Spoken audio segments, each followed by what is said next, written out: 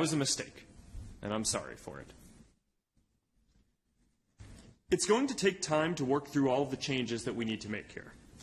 But I'm committed to getting this right and to making the significant investments that are necessary to keep people safe. For example, we are doubling the number of people working on safety and security at our company to more than 20,000 by the end of this year.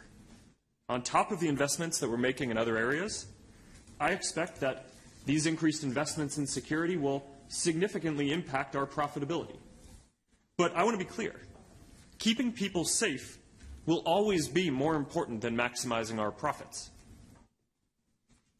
Now let me start by explaining the action we're taking to prevent what happened with Cambridge Analytica from happening again. Back in 2014, we changed our policies to more tightly restrict the information that apps could get and to proactively review all apps asking for more data. So now we're going to go even further than this. First, when you use an app, it's now only going to get limited access to your information, your name, your profile photo, and your email address, unless they've gone through a full review. So that's much less information than apps can get on mobile platforms today. Second, if you haven't used an app in 3 months, we're going to prevent that app from accessing your information until you authorize it again. Third, last month, we showed everyone on the top of their newsfeed a tool with a list of all of the apps that they've used, as well as a simple way to remove permissions for any apps that they no longer want to access. Finally, we're investigating every single app that had access to a large amount of people's information before we locked down our platform in 2014. And where we have concerns, we're going to conduct an audit and suspend the app. And if we conclude that people's personal data was misused, we will ban the app and the developer completely and tell everyone who is affected. So far, we've investigated thousands of apps, and we've suspended more than 200. As we work to protect people's information, we also need to give people more control. At the heart of Europe's new data protection law, the GDPR, are 3 important principles: control, transparency, and accountability. And we've always shared these values and given people the ability to control what information they share and who they share it with. And now, we're going even further to comply with these strong new rules.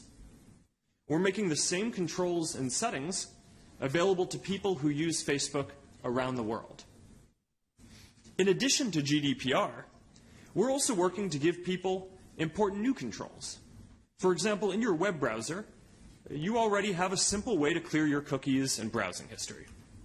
So we're building a version of this for Facebook too, that we're calling Clear History. It will enable you to see the information we receive from websites and apps when you use them, and to clear this information from your account and turn off the ability to store it associated with your account going forward. Now, when you clear your cookies in your web browser, that can make your browsing experience worse. You may have to sign back into every website that you use. And clearing your history on Facebook may make parts of your experience worse too. But this is an example of the kind of control that we think that people should have, and something that privacy advocates and regulators, especially here in Europe, have long called for. Now let's turn to elections.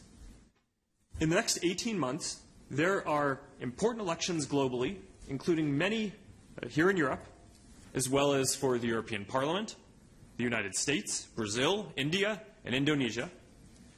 In 2016, we were too slow to identify Russian interference on Facebook in the US presidential election. At the time, we were more focused on more traditional kinds of cyber attacks, like phishing and malware. And we identified those and we told people. But we weren't prepared enough for the kind of coordinated misinformation operations that we are now aware of.